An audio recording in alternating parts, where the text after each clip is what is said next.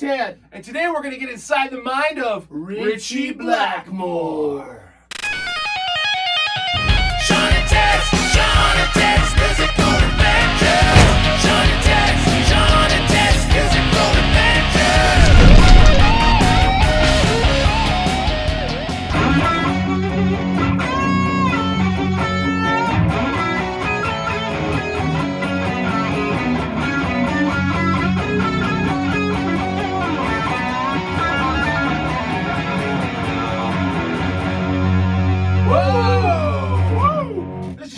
Ted.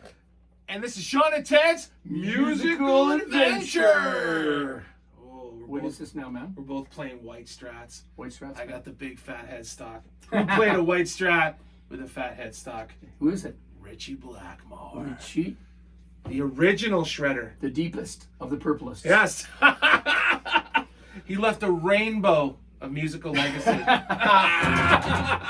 No, but he truly was. I think he was the original shredder, man. He's the one who He was a that you could always tell his solos and his Oh, tone. yeah, for sure. Because, in the time when he came up, late 60s, early 70s, you got Zeppelin, everyone's playing the blues, and then he has a few extra little notes that were different than everybody else.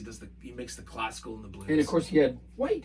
Totally. Yeah, man. Beautiful white strat. Or I modified mine. I see that. You are. I had to have my own take on it, but Yeah. no, I mean, who doesn't go through a Ritchie Blackmore phase? And of course, Ritchie never really did use the middle pickup. No, isn't that strange? No.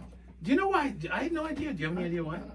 I bet you what he did was, I think Stevie Ray Vaughan did this to his main guitar. I bet you what he was doing is he kind of turned the back pickup and this one, they combine them together and you get sort of that humbucker or hum. Yeah, it could have. I bet you that's don't know what he enough did. about. Where's my pick? My pick. Ritchie I went. can't solo without my pick. There you go. There we go. Woo. Anyways. The pick of destiny. Yeah. Yes. Hey, we should do our own custom picks. Yeah. I think the logo kind of has a big pick in the It background. is. But anyways, we digress. Back to Ritchie Blackmore. So getting into the mind of him. So maybe give these guys a little bit of a background for some of the people that don't know. He started in the 50s, late 50s. No. He was born. I think he's born in 45 or something like that. So he really didn't hit the scene until in the 60s. He was a studio player in the 60s. Okay. But as a kid, he was, as far as I know, he was forced to take classical lessons. And I can't remember if it was for piano or guitar. I think it was classical guitar. Much like the Eddie Man. Absolutely. Isn't that interesting? Yes. Oh, correlation. Guitar virtuoso, classical music. And he said he hated it when he was doing it. Yeah. But then when he grew up, he found a huge love for it. But he said, I can understand why kids, I've been reading about this, why kids don't get classical. It's boring, it's intense. But then as you get older, you acquire a taste for it, and he fell in love with it. And they went through quite a few different members, but since we're talking about Ritchie, Deep Purple being sort of the main thing, because I remember when I first his band. Well, I remember when I first heard Hush, it was a cover tune for, I forget who did it, Joe somebody. I digress because I don't even know who it was. Yeah. But anyways, they came up with that. And of course, it wasn't until the big... Don't play it too fast. Yeah. Don't play... Do you have a sign in your studio? No. Don't play, but we have to. He wrote that riff. I think it was, for me, and it was Machine Head. That album. For me, it was, I didn't discover, remember I was going through the 80s, Eddie Van Halen thing, and there was no really Deep Purple in the early 80s. And then they came along with Perfect Strangers. Yeah. And man, did I fall in love with that album. I was like... So you're a late Purple. Oh, I'm a late Purple. I'm not an early Purple, but I remember hearing the riff to... I fell in love with the solo to Knocking at Your Back Door. And he does this cool...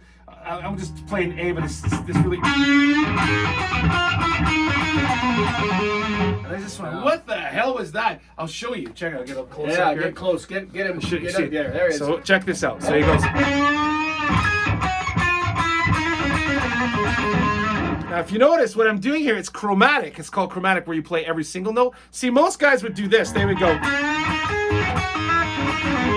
But he plays every note.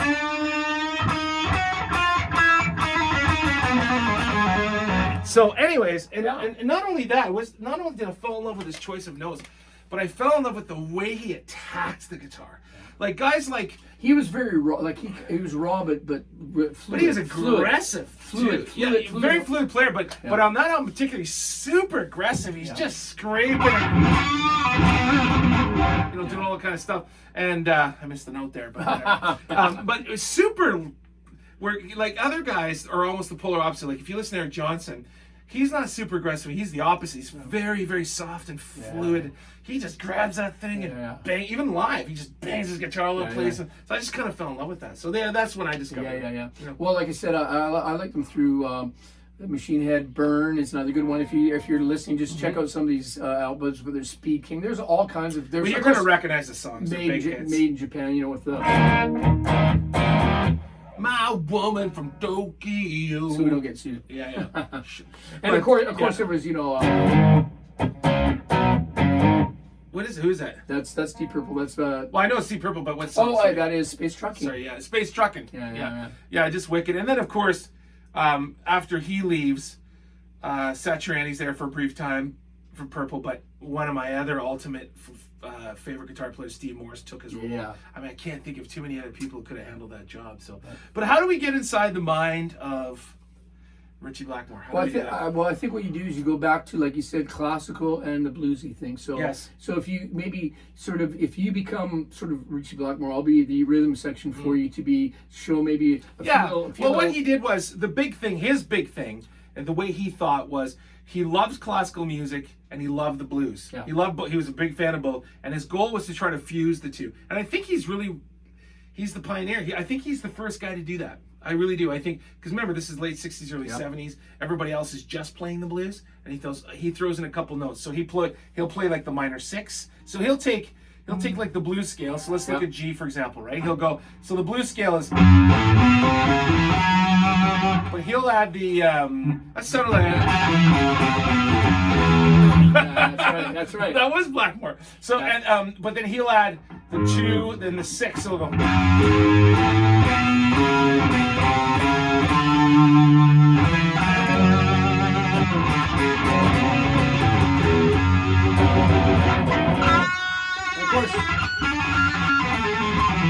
So he has those minor and of course scales. He has Yeah. He would do a lot of those. The fours. He loved the fours. I think that was important because he had to play with John Lord. Yeah. He had an interesting role that a lot of guitar players don't have to deal with. Is John Lord, right? The major organ keyboard player. He had a whole. Well, that's a whole another episode. But it was John Lord was like the other guitar player with the Marshall and the distorted. And so he was kind of playing in a 2-guitar band, but the keyboard player was doing the role. So he had to really watch that. And he also he didn't play a lot of rhythm even when he played octaves a lot. Yeah. And guitar lines. He played guitar lines. Again, that was the classical influence. So that was the big thing. Yeah, he was a big fan of it. He fell in love with it, and I think that's why he left. I think the band wanted to go in one direction. He wanted to stay in sort of that classically influenced vibe, and kept it going. And now he's doing Baroque music with acoustic guitars or something. Yeah. Right? So, but getting back to him. So I mean, his thing was the Strat. I guess, for lack of a better thing, the 70s Strat. 70s Strat. This is an American reissue. They only made them a few years, like 2012 to 2018 or something like that. I fell in love with this thing, but it's an actual reissue of a 70s Strat, which had the 3 bolts in the back. Yeah. It had these tuners were only put on 70s. It was actually late '68 to like 81 or something like that. But he had the sort of the Marshall, the true Marshall 412, sort of that raw sound. Oh yeah. Yeah, and he also used not a ton of effects with it. But he did the same thing as Eddie Van Halen. He did the whole Echoplex thing. Yep. Right, where you go through an Echoplex, and they used it not for delay, but they used it to fatten and drive their sound. But his sound he had his own unique. It was still really clean, Yeah. It was like, so maybe just play a little bit of it. What key are you in here? G. I'm gonna that's G. So he played the blues, but he had these little classical.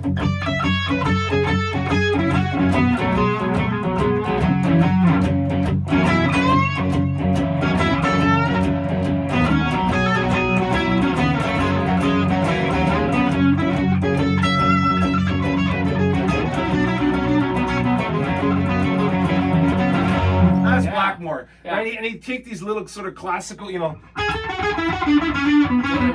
or you know, or another one he does like a Smoke in the Water. Yeah. A very, very traditional classical lick. A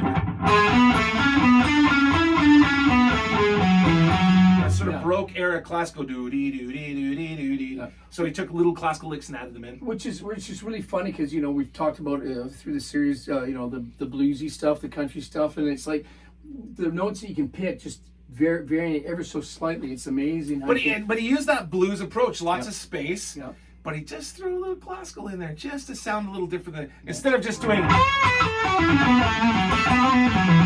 which is a million guys would do that. He would go.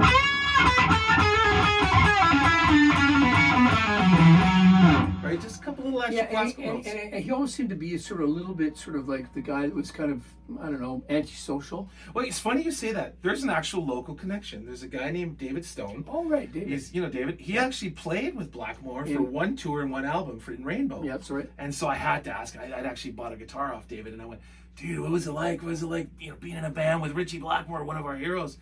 And he said, "You know, dude, it was really hard to get to know him. He didn't." You know, he was actually a nice guy, but just really reserved, really quiet, really laid back. And people thought he was grumpy, but he wasn't really.